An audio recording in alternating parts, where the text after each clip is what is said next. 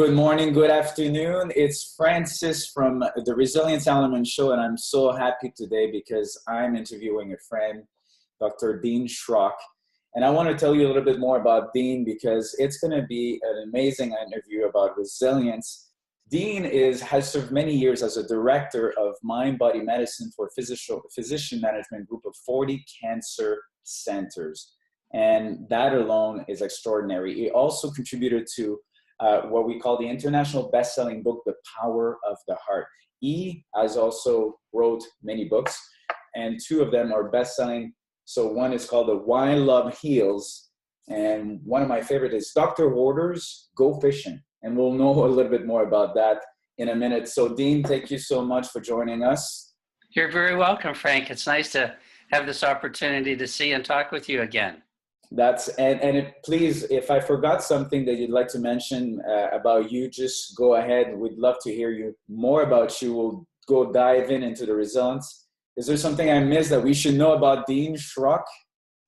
No, you know that most of my background was working with cancer patients and their families.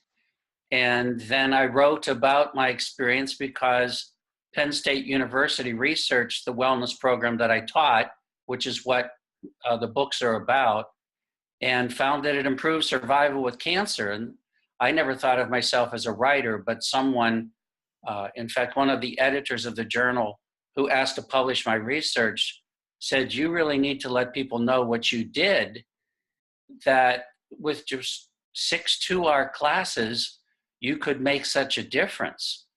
And so I thought, okay, well, since I've taught that program for years, I could just sit down and write it. Well, it took me about 2 years to write that first book. But then I ended up writing Why Love Heals because my conclusion in what caused people to live longer was very different than what I started out to test. And so I was looking at the will to live initially, and there's no question, I'm convinced if people have a strong will to live, it makes a difference in their health status and their longevity. But what I concluded in my research, and then why I had to write Why Love Heals, is because I concluded they lived longer because they felt loved and cared for. And so while many people I find resonate with that, well, of course, but I go, how does that really translate into remission from cancer? And can you imagine going to your oncologist and saying, I need some TLC, or so I wanted to know what was the evidence or how could I explain to myself and to others that love could really make a difference.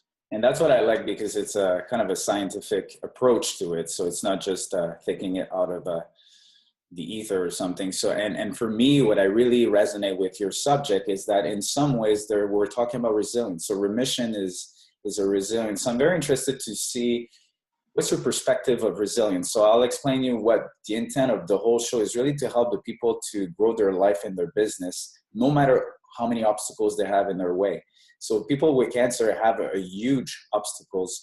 So what is your own personal definition of resilience? And then how have you seen it in your own world with your patients?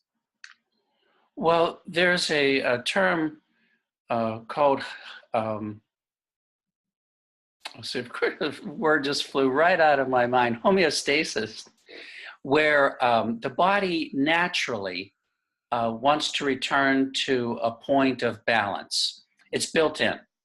And so what I've observed is that when we're faced with a very serious situation like chronic disease and especially cancer, because people tend to think that it's a terminal diagnosis and that they really could die. So that's pretty scary. But what people, I think, are not aware of going into having to deal with being diagnosed and treated, or a family member, is that they generally respond in a way that is very resilient, that I don't think they would have even dreamed how well they could handle it. And I think that, again, part of it is inborn, and part of it is maybe a spirit or spiritual part of us that knows, I want to say honestly, you can't die. You don't die. But otherwise, you are here for a reason. And it is natural for you to learn, or to, I think you do learn to roll with the punches, but that there's this built-in part of us, unless, I mean, things can really get out of balance, like, you know, if you're seriously depressed. But then most commonly, people really do respond much better than I might have thought, and certainly they thought. And I learned to be able to teach that to them, that you're likely to do this better than you think, and there's much more you can do to help yourself than you're aware of. And that was what I thought was my real gift, or how I could help patients and families beyond what they were doing with conventional medicine, because I knew, like when I co-authored the chapter on mind-body medicine in Dr. Andrew Weil's textbook, Integrative Oncology, that there are many more therapies that people can use that are supported with really a good deal of research, scientific evidence. So that's, as you suggested when you liked what I wrote, is that where the evidence exists, I tried to find it. But I also found myself becoming much more comfortable with looking at, or outside of the scientific box, and rationales for why people would live longer if in fact they felt loved and cared for. But I think it grounded me a great deal to become more aware of the research in quantum physics, and how quantum physics and religion, or more philosophic, spiritual approaches, were more agreement than I think they would ever really want to admit. Wow. But that quantum physics kind of gave a science to religion or spirituality. And it's funny you say that, Dean, because I had a speech this week, and it was talking about a company in not too far from Vancouver, and it's called D-Wave. And I remember a keynote address from the CEO, and it was talking about the quantum computing system. And so that system, apparently, when it's isolated from all the vibration and the signals, and when it's in a special room, special temperature and everything, it could act as, I think, 100 million times faster than any other systems. What I thought was fascinating is that when you put that quantum processor outside that environment that's controlled and shielded from everything else, it acts as a normal computer. Yeah. So for me, the way I see it is that when you say that when people feel loved and cared, that's an environment that really produces something extraordinary. Yeah, that makes great sense. That's a nice image you've projected there. I agree with that. You know, well, maybe let me try to explain it this way. When you look at matter and you break it down to molecules and atoms and electrons and protons and neutrons, et cetera, and you get down to the smallest of the small, Frank, there is no matter. You actually get to the point where it's essentially probably best called potential energy. But it only begins to take form when consciousness is introduced, when we observe it or give it our attention. So it's fascinating to have a scientific basis for the power of thought, or how we can create a reality, but also as they observe this energy at that very basic level, whether we call it quantum field, or one physicist in particular, Dr. David Bohm, called it a primary reality. And he said it's one of complete harmony and order. He said it's even one of compassion. And he said you could even call it a field of love.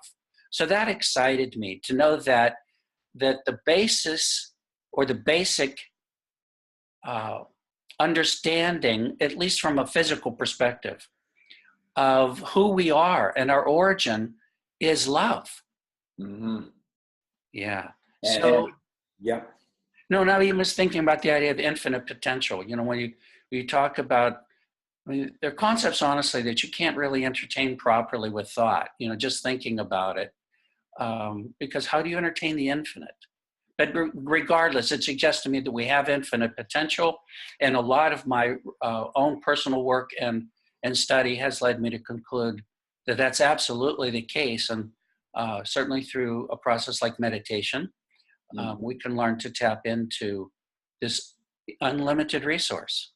And is this a way also, like you said, I think in your book, the first thing about, without going too deep into meditation and mindfulness, is really to calm the body, calm the mind, and then you were able to cope with stress a lot better. And stress is not a good thing, right? Right. Stress is going to screw up most things. But I want to go back to something you said that I really liked about the idea of the computer in two different environments. So what happens, and I'm going to give an analogy with electricity, is if we were attempting to measure the flow of electricity, we honestly are measuring the resistance to the flow. And we have an ohm meter, and when we check it, it's actually honestly measuring the resistance of the flow. But there's a term in electricity called in phase. And when that electricity is flowing optimally, we say it's in phase. So what I think happens is when we are resonating with, on the same wavelength as our source, or this however we understand what love is, we allow for a greater or even maximal flow of the life force energy.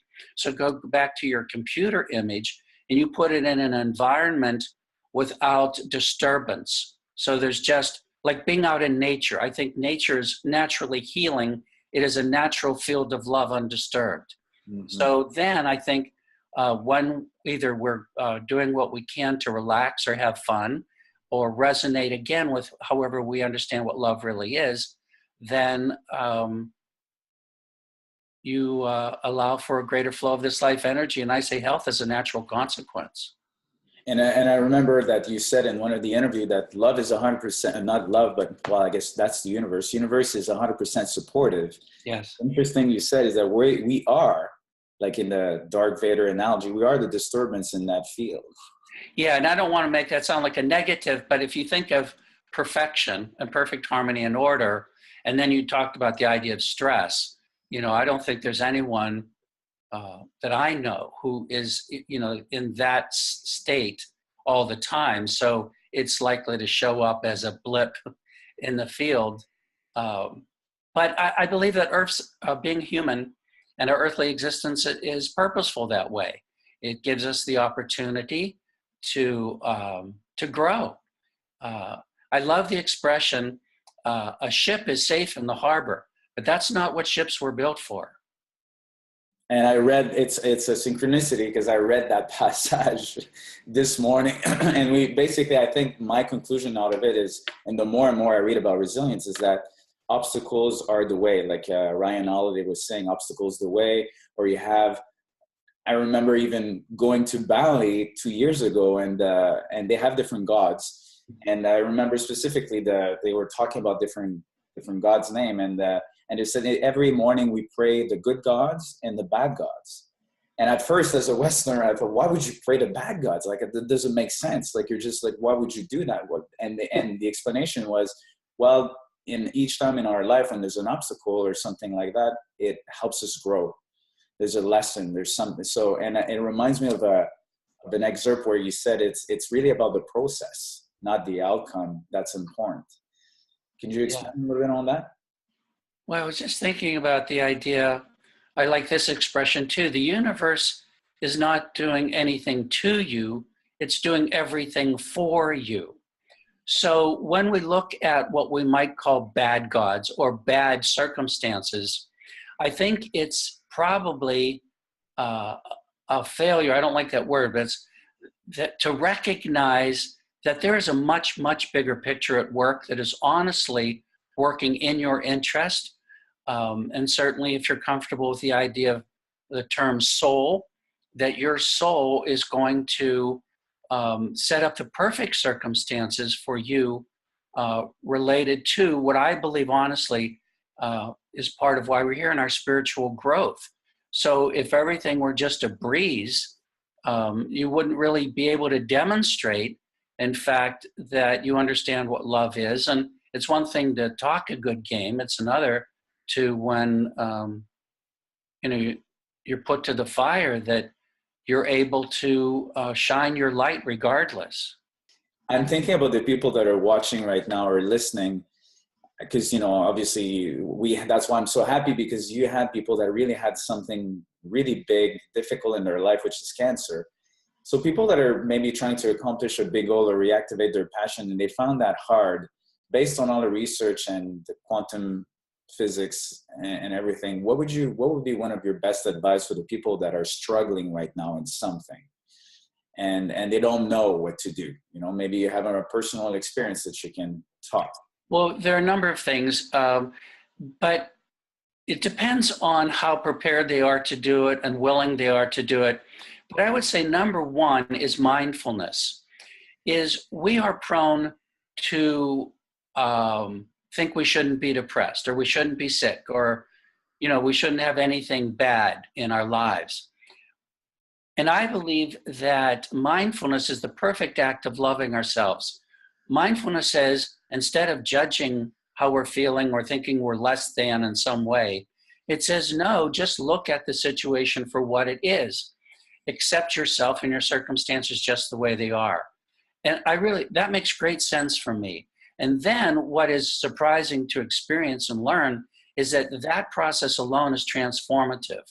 Rather than we think we should be actively doing something, even like guided imagery or self-hypnosis or prayer, where we actually give form and can create that outcome to some extent, is to honestly just accept yourself right where you are, before you even maybe just try to sit down and relax and go through some kind of relaxation mental image. So I think that that would be the first thing. If people were willing to just sit and be with themselves like a best friend, if a best friend were really having difficulty, you would want to be with that person. And even if you didn't know one thing to do, you honestly didn't, you could say to yourself or to that person, I don't know what we can do, but you know what? I'm going to be here with you and we're going through it, whatever that takes. If you could really learn to do and say that and be with yourself that way, be your own best friend, love yourself. So again, that would be the first thing. The other is the idea of going fishing, which sounds so anything but serious-minded when you're dealing with, a really serious life situation. But it is the perfect way to manage stress.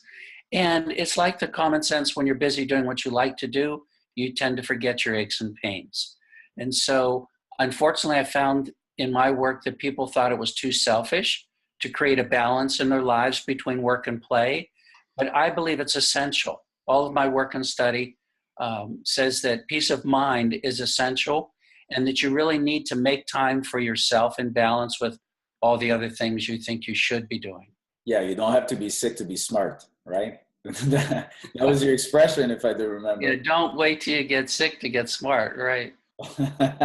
There's a lot of gems that I picked up in your book. It's the, it's funny, Dean, because, we're talking about mind body medicine, and I think it applies. It's almost, for me, a personal development book. It's something that everybody should read, really, because it's way more than just, and I say just, I don't want to just say that, it's love, and it's life, and it's what we're going through, whether it's personal or in our business. And I felt that there's so much that we can learn, even at business school. They should learn this. That's my personal opinion. That's why I'm excited about having a different approach to talk about resilience. And in your own life, Dean, what would you say was one of the moments where you had to have the most resilience, and how did you? I like the fact that you say it's something that we have inside us, and that's something probably we have to reactivate. Is there something you can share to the people about your own story? Well, this goes back more than 40 years, but I remember when I was first becoming interested in the power of the mind, I tended to call it then, and learning that self-hypnosis or guided imagery could really make a huge difference in the structure and function of the body or your behavior and so forth. And so I had attended this self-improvement program, and soon after became really good friends with, and even then business partners and roommates with, the founder of the program.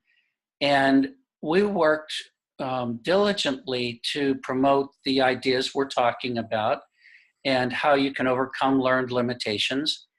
But then the program just didn't seem to be successful much longer. We were in debt, and we were really going inside and working from our hearts and getting insights, what we needed to do. And really believed that what we were doing is what we needed to do. But at some point, I remember lying in bed at night and thinking, you know, I could go do other things. You know, it wasn't like I couldn't make a living and get by, but I believed too much in what we were doing. And then, so it all boiled down to me in the end as hope, is that I couldn't change what I was doing. I knew, however you can say, you know, that was really what I wanted and needed to do. And I just had to keep applying myself. But again, as it was interesting, it boiled down to hope. I just had to hope that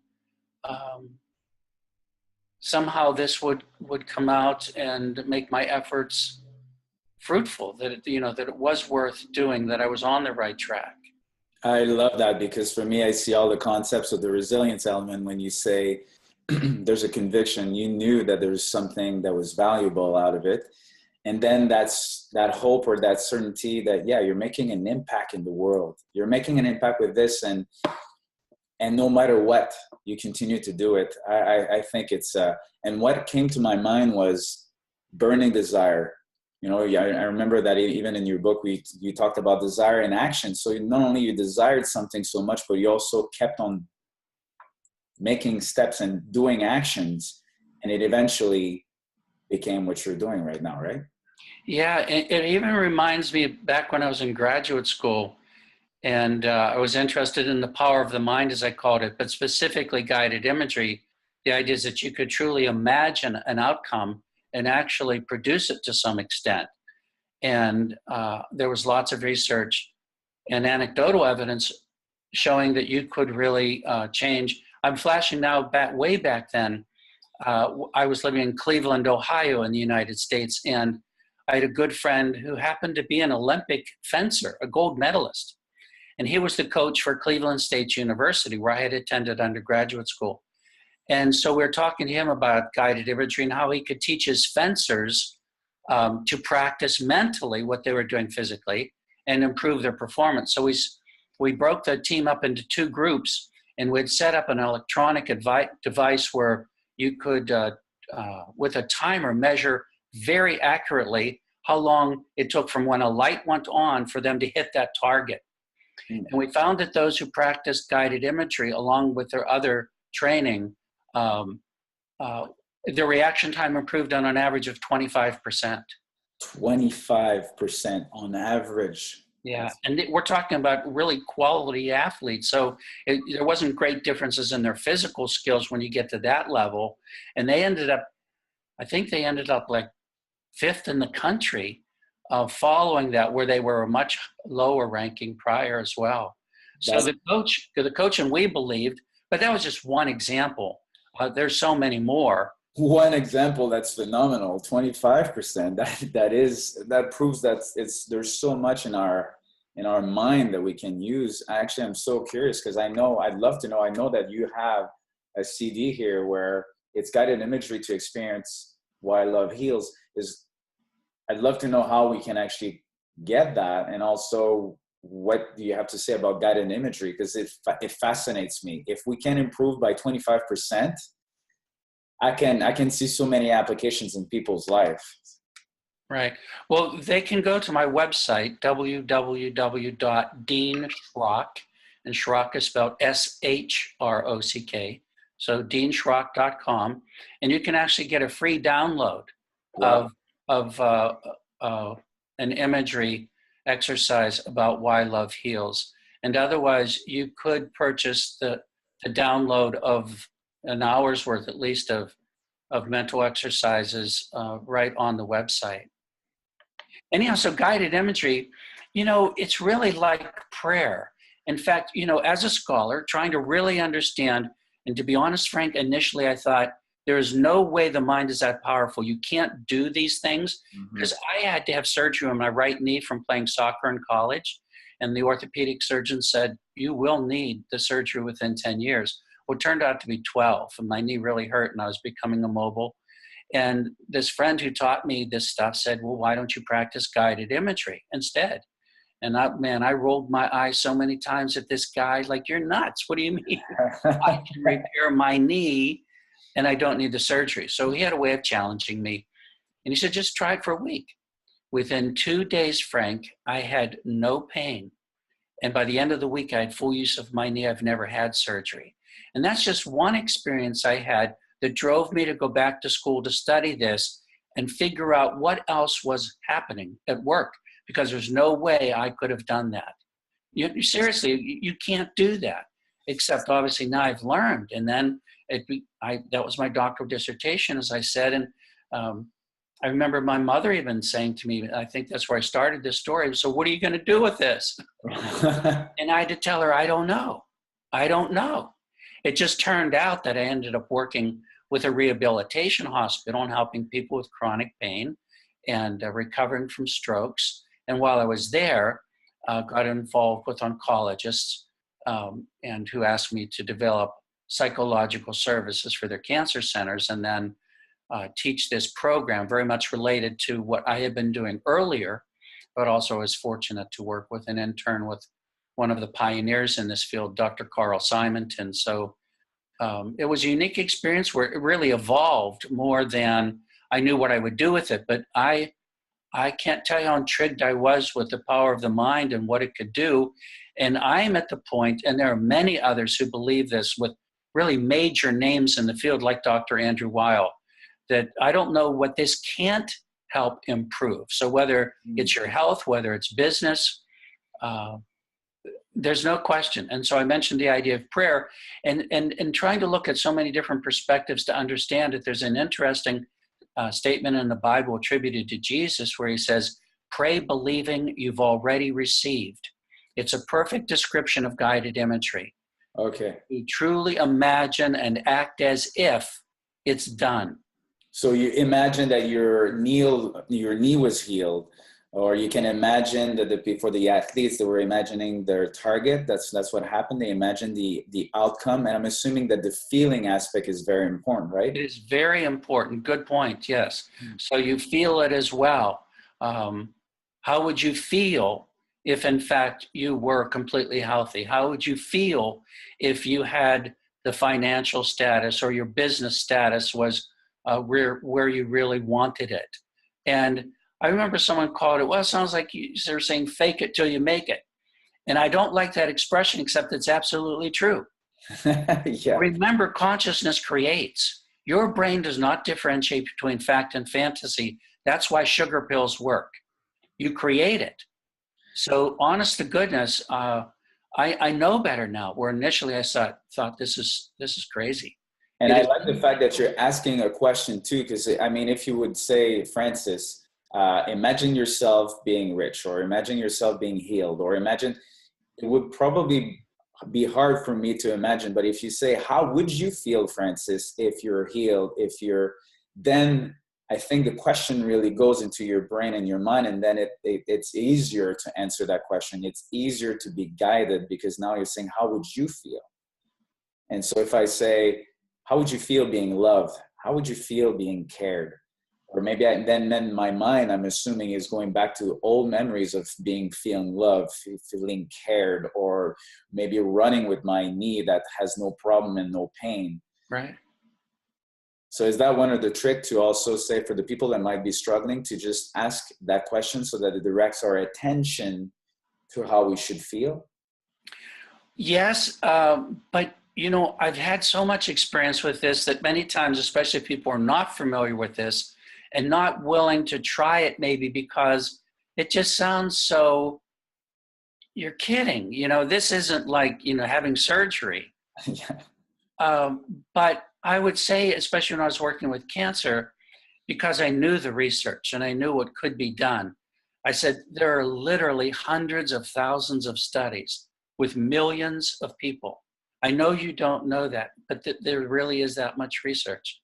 So what I want you to say to yourself, and be absolutely honest, I don't care if you say to yourself, this does sound crazy, but I want you to say to yourself, and excuse me, I'm saying, damn it, if this can work, it works. If you can take that approach as I'm going to give it a chance, and damn it, if this works, this is the way it's going to be. That's how I would introduce it to people who were either reluctant or skeptical, whatever. But so part of you has to at least be willing to give it an honest chance. Exactly. Yeah. Why not? Why not is another. Well, I've dealt with a lot of people, and unfortunately, a lot of people don't give it the chance. I remember an experience I had in the rehab hospital where while I was normally working with people recovering from strokes, a common thing was people would have, we had our physical therapy lab right across the hall from my office, and people would come in because of diabetes and having lost a leg. They had common one was to have their leg amputated just below the knee. Now they had to come in and be fitted for a prosthesis and learn to walk again. So what I enjoyed being able to do was to tell them that there's a way that they could increase blood circulation very quickly, very easily, because you might imagine they might have been fearful they were going to lose the other leg for the same reason. Mm-hmm. So when I got them in my office, I would ask them if they had all the time and all the money and they could do anything, what would you do to relax? So I really drew on something that had meaning for them. Maybe it took 10 minutes and I'm making notes. And then I would say, close your eyes and imagine you're there. But what I would do first also is take a thermometer and place it between the toes of their good leg. And we get a base reading, like you think about sticking a thermometer under your tongue and getting a base reading to start. Mm-hmm. So we'd record that temperature. Then we go through the exercise of imagining yourself in this place that you would find so relaxing. And then we would check the thermometer again. And it never went up less than 4 degrees. So then I would ask them, so what made your temperature rise? As you became more relaxed, you increased the circulation, which now got to the extremities of your body. And so I could demonstrate to them within 1/2 hour that they could increase their blood flow. But the point of telling this story is most of them never came back to work with me further. Not because they didn't believe it, but I think because it was so new and so different, and we're so reliant on looking at certain ways to affect our health, whether it's through pharmaceuticals or surgery or whatever. And the idea that you really had that power to help yourself and remembered to do it, most people, in fact, Francis, didn't do it. And the thought that I had in my mind when you said that, I was thinking, since everything I believe is in the universe to help us, sometimes, I'm just thinking about resilience, people that are hitting an obstacle, maybe part of the resilience is also being open to different solutions you haven't thought of. Because like you said, these guys were offered a solution, and then maybe because of their habits, their thinking, they didn't explore it. And that could have been a solution. And maybe they gave up, versus maybe just being aware of the solutions that are around us. And if it's something you haven't tried, that might be the solution. Right. Well, I think you're so much more naturally open. So you would just, I think, be willing to try it. And I guess I would think they would too, because I would really give them a lot of evidence and reason why this is worth their effort to give it a chance. But that's also my experience that, people think, well, if you'll just do this, you'll get better. But even sometimes when you apply it, like the sugar pill or the placebo only works only. But, a third of the time, actually in the best studies and double-blind studies, it works more than half the time. Wow. So the greatest reason why I believe you heal, and just thinking from a health perspective, is because you believe in the treatment. You believe in what you're doing. So we don't understand the real power we have to affect our lives in every way. I like that. And, because I know your time is so valuable, Dean. So, and I love the fact that you mentioned believe, that you mentioned really the first thing is to be mindful, and then really go fishing. So I don't know if that's a summary, but if you can summarize in your own way how to best help people on their resilience, 3 things that they can do or think about, what would that be? Well, I guess initially I said mindfulness. I think one of the easiest places to start, but it doesn't mean they're going to do it because they thought it was selfish for the most part. Yeah. So what do you love? What is your passion? If you really could do something, and don't limit yourself by saying I'm too old or I'm too this or whatever, is if you could, what would you love to do? Start there. And then I find people make a list up pretty quickly, an extensive list of things they love. And so, back where I was based at that time, fishing and hunting was serious business. I mean, people lived to go fishing and hunting. And so they didn't understand, but I think really appreciated. Here was their doctor telling them as part of their prescription that you needed to do that. So take time to do more of what you love. And not only did I find, for example, when it was the first week of buck season, we lost up to 2/3 of our patients, Francis. They were hunters and they were going hunting, period. Oh, wait, they were thinking about their cancer at that time, right? They're going hunting. But here's my story. Let's say they go hunting and they're feeling terrible though. They're sick. Maybe even sick like I can't even get out of bed sick. If you're a serious avid buck hunter, you will be in the woods. But then I say, better yet, you get a buck. Do you think our deer hunter is going to feel better or worse for having got that buck? And everybody goes better. But here's what I really want to say. Do you think our deer hunter is going to be nicer to work with and live with after getting that buck? Everybody wins when you go fishing. Everybody wins. So we have to get over this idea that everyone and everything else is supposed to come first. And again, create a balance in our lives between work and play. So I think that would be my greatest plea and suggestion for people, is to start there by making sure they're including something in their day, whatever it might be. I mean, like going out to tea with a girlfriend, reading a book, anything that you genuinely enjoy, taking time for you. That's my prescription. It's an amazing prescription, and I can just relate so much in my life, the effects of not doing that. And now I'm living my passion, and I know that I'm way much more, and I not to brag, but it's more saying attractive in the whole general sense, that you attract so much more in your life. Like the people that are go hunting, like everybody wins by going fishing. And so, Dean, thank you so much for your time. And I will post your website. We have a guided meditation for free that we can get. Dean Shrock, best-selling author of Why Love Heals, and also Doctor's Order, Go Fishing. I'm so privileged to have you part of the Resilience Element Show. Thank you so much, Dean, for your time. You're very welcome, Francis. I enjoyed it. Thank you.